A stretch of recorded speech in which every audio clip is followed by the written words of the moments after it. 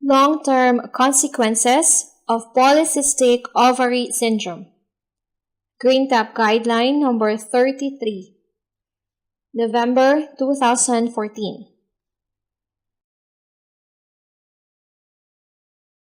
Introduction and background epidemiology.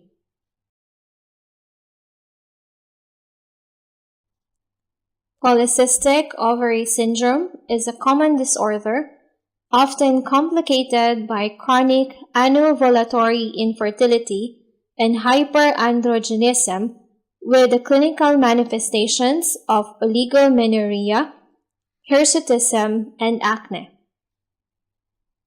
Many women with this condition are obese and have a higher prevalence of impaired glucose tolerance, type 2 diabetes, and sleep apnea than is observed in the general population. Polycystic ovary syndrome is one of the most common endocrine disorders in women of reproductive age.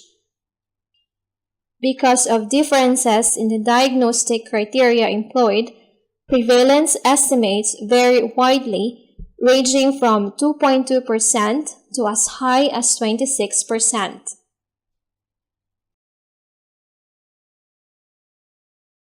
Diagnosis.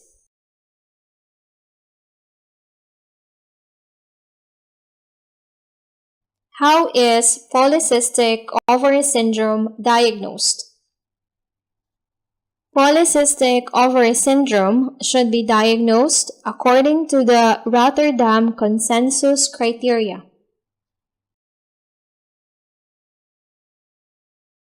The Rotterdam criteria have suggested a broader definition for polycystic ovary syndrome, with 2 out of 3 of the following criteria being diagnostic of the condition.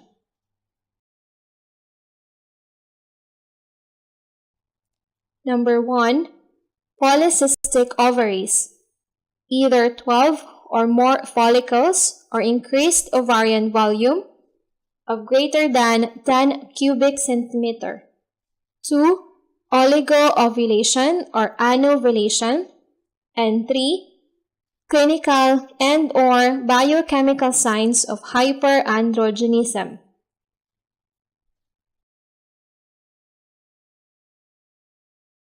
It should be noted that the diagnosis of polycystic ovary syndrome can only be made when other etiologies for irregular cycles, such as thyroid dysfunction, acromegaly, or hyperprolactinemia, have been excluded if there is a clinical suspicion.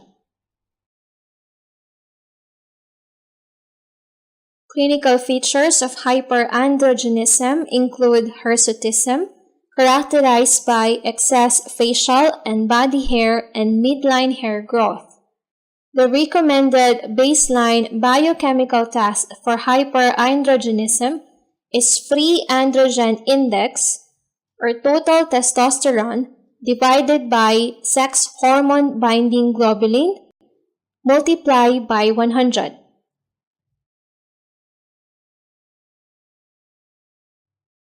If there are signs of viralization, such as deep voice, reduced breast size, increased muscle bulk, clitoral hypertrophy, rapidly progressing hirsutism, or a less than 1 year between hirsutism being noticed and seeking medical advice, or high total testosterone levels of greater than 5 nanomole per liter, or more than twice the upper limit of normal reference range, androgen-secreting tumors, and late onset, or non-classical congenital adrenal hyperplasia should be excluded.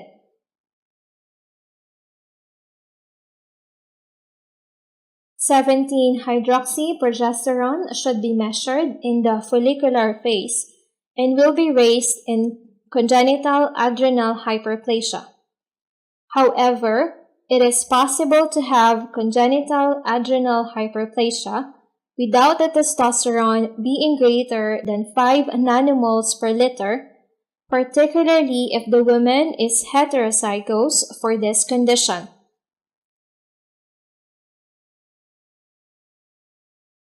Hence, measurement of 17-hydroxyprogesterone should be considered if there is a high index of suspicion, for example, specific groups such as Ashkenazi Jews or those with a family history of congenital adrenal hyperplasia, since the management of congenital adrenal hyperplasia is different than that of polycystic ovary syndrome.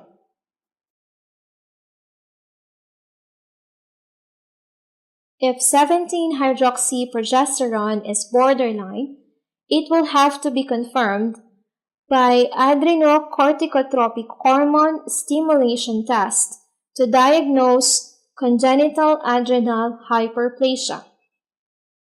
If there is a clinical suspicion of Cushing's syndrome or acromegaly, this should be investigated as per local practice. Counseling.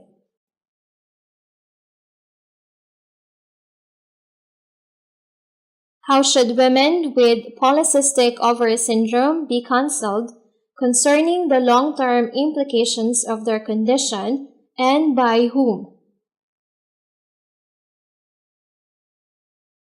Women diagnosed with polycystic ovary syndrome should be informed of the possible long-term risks to health that are associated with their condition by their healthcare professional. Women should be made aware of the positive effect of lifestyle modification, including weight loss, for improving their symptoms, especially those who are overweight or obese.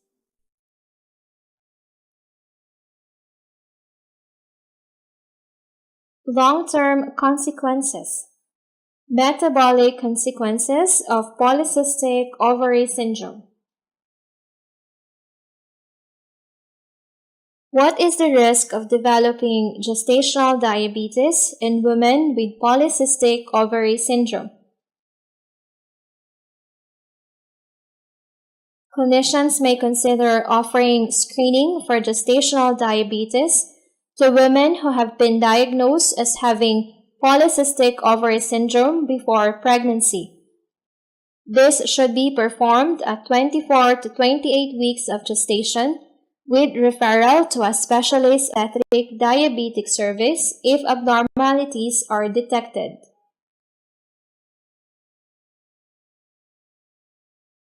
How should women with polycystic ovary syndrome be screened for type 2 diabetes?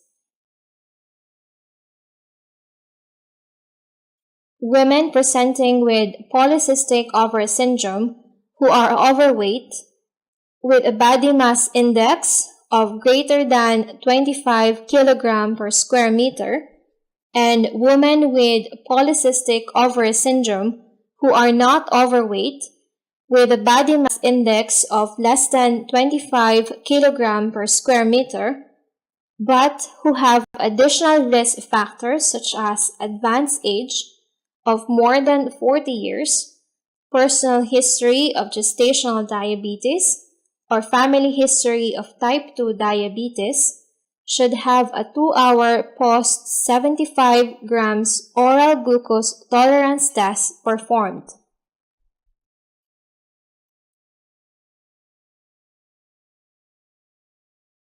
In women with impaired fasting glucose or a fasting plasma glucose level from 6.1 millimoles per liter to 6.9 millimoles per liter or impaired glucose tolerance or a plasma glucose of 7.8 millimoles per liter or more but less than 11.1 millimoles per liter after a 2-hour oral glucose tolerance test. An oral glucose tolerance test should be performed annually.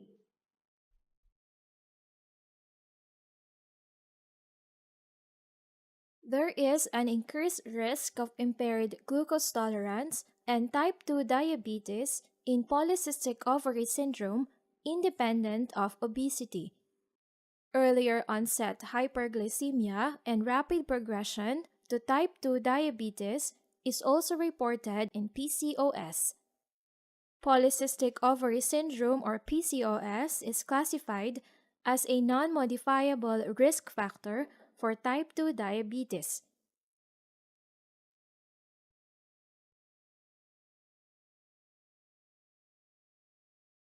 Early screening and identification in this high-risk group of women with PCOS is important.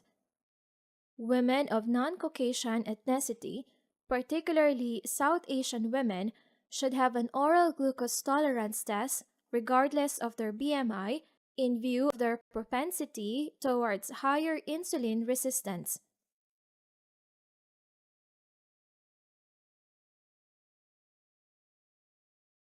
Hence, an oral glucose tolerance test is considered to be appropriate for screening women with polycystic ovary syndrome for diabetes. However, it would be reasonable to carry out glycosylated hemoglobin measurements where women are unwilling to have oral glucose tolerance tests or where the resources are not readily available. What is the risk of developing sleep apnea in women with polycystic ovary syndrome?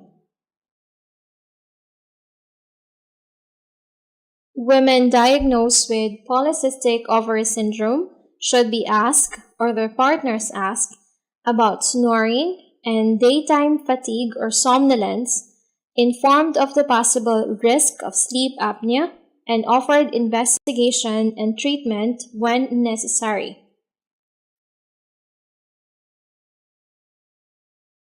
The prevalence of obstructive sleep apnea is increased in obese women with polycystic ovary syndrome. Androgen levels and insulin resistance are positively associated with obstructive sleep apnea in polycystic ovary syndrome. Obstructive sleep apnea contributes to insulin resistance in polycystic ovary syndrome, and continuous positive airway pressure or CPAP therapy improves insulin sensitivity in affected women.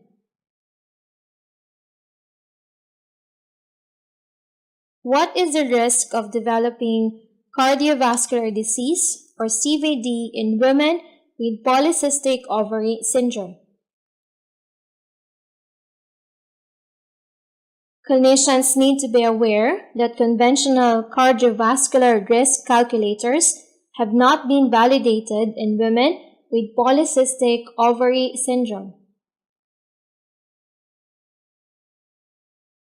All women with polycystic ovary syndrome should be assessed for cardiovascular disease risk by assessing individual cardiovascular disease risk factors such as obesity, lack of physical activity, cigarette smoking, family history of type 2 diabetes, dyslipidemia, hypertension, impaired glucose tolerance, and type 2 diabetes at the time of initial diagnosis. In clinical practice, hypertension should be treated. However, lipid-lowering treatment is not recommended routinely and should only be prescribed by a specialist. Cardiovascular disease remains one of the leading causes of death in women. In women with polycystic ovary syndrome, novel cardiovascular disease risk factors and early onset cardiovascular dysfunction such as endothelial dysfunction, arterial stiffness, plaques, and coronary artery calcification have been noted and are related to insulin resistance and obesity.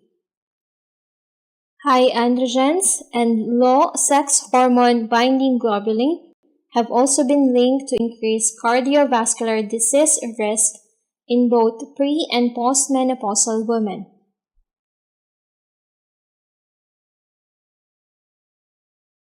At the time of the initial diagnosis, women with polycystic ovary syndrome should be assessed for obesity with body mass index and waist circumference. Blood pressure should be checked at the time of initial diagnosis and during oral contraceptive therapy.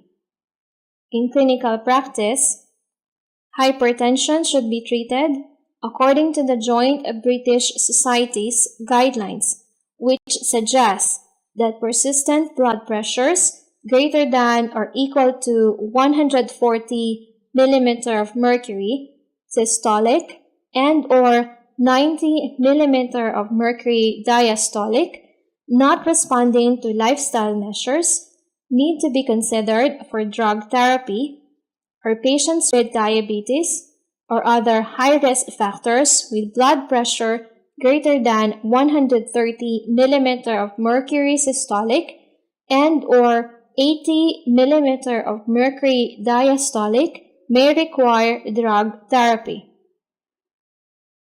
Women with hypertension who need to start oral contraceptive therapy should be counseled regarding its risks and benefits and should be monitored and treated as per the Joint British Society's guidelines.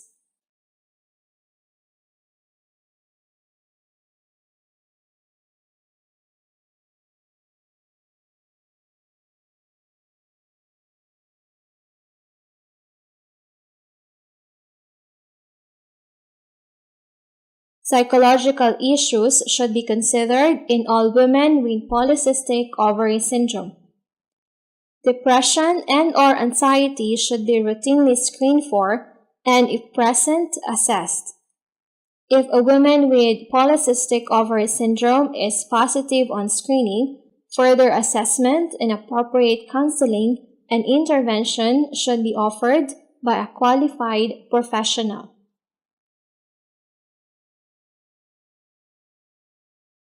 Consider asking people who may have depression 2 questions specifically. First, during the last month, have you often been bothered by feeling down, depressed, or hopeless? And second, during the last month, have you often been bothered by having little interest or pleasure in doing things? Cancer and polycystic ovary syndrome. What are the risks of cancer in women with polycystic ovary syndrome, and how should these women be screened? Oligo or amenorrhea in women with polycystic ovary syndrome may predispose to endometrial hyperplasia and later carcinoma. It is good practice to recommend treatment with gestogens to induce a withdrawal bleed at least every 3 to 4 months. Transvaginal ultrasound should be considered in the absence of withdrawal bleeds or abnormal uterine bleeding. In polycystic ovary syndrome, an endometrial thickness of less than 7 millimeters is unlikely to be hyperplasia. A thickened endometrium or an endometrial polyp should prompt consideration of endometrial biopsy and or hysteroscopy. There does not appear to be an association with breast or ovarian cancer, and no additional surveillance is required.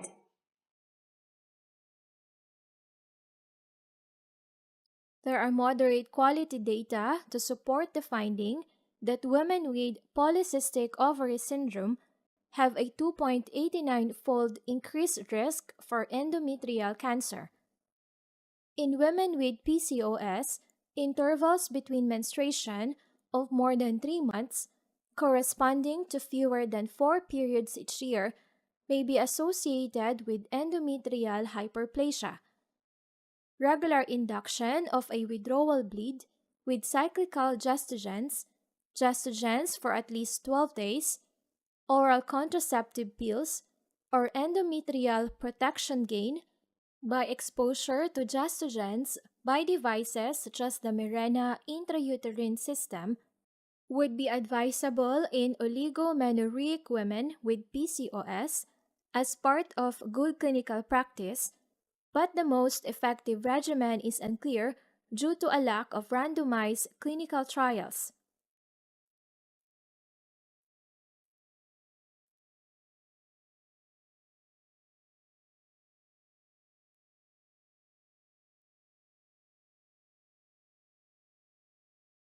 Strategies for reduction of risk. Exercise and weight control. How should women with polycystic ovary syndrome be advised on lifestyle issues? It is recommended that lifestyle changes, including diet, exercise, and weight loss, are initiated as the first line of treatment for women with polycystic ovary syndrome for improvement of long-term outcomes and should precede and/or accompany pharmacological treatment.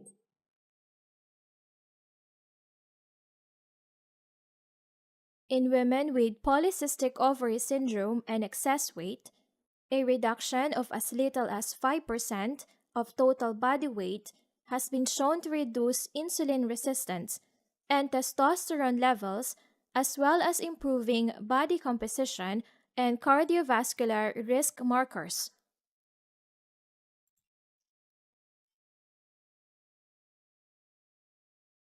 Is drug therapy appropriate for long-term management of women with polycystic ovary syndrome?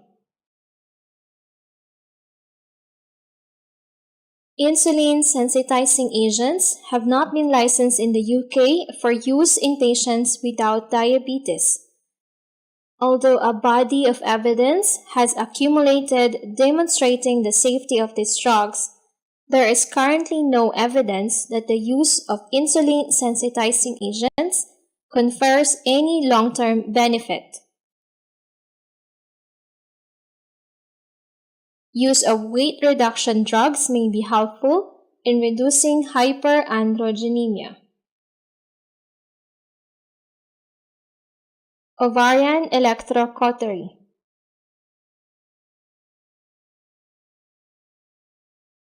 What is the prognosis following electrocautery? Ovarian electrocautery should be considered for selected anovulatory patients, especially those with a normal body mass index, as an alternative to ovulation induction. Anovulation associated with polycystic ovary syndrome has long been known to be amenable to surgical treatment. A long-term cohort study has shown persistence of ovulation as well as normalization of serum androgens and SHBG or sex hormone binding globulin up to 20 years after laparoscopic ovarian electrocautery in over 60% of subjects, particularly if they have a normal BMI.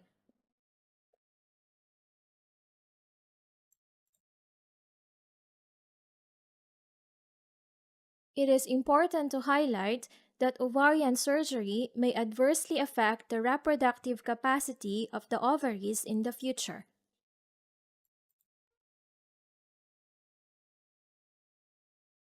Bariatric surgery. What is the prognosis following bariatric surgery? Bariatric surgery may be an option for morbidly obese women with polycystic ovary syndrome or a body mass index of 40 kg per square meter or more or 35 kg per square meter or more with a high risk obesity-related condition if standard weight loss strategies have failed.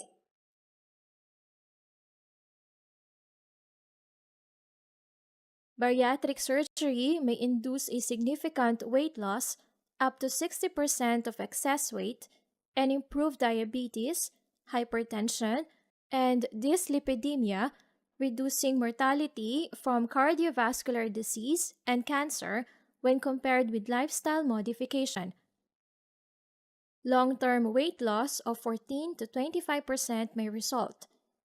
In women with polycystic ovary syndrome, bariatric surgery has been shown to be effective.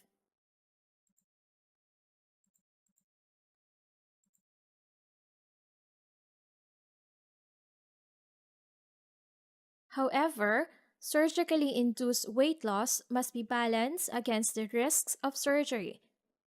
These risks include a 0.1 to 1.1% mortality rate, bowel obstruction, infection, esophagitis, and nutritional abnormalities.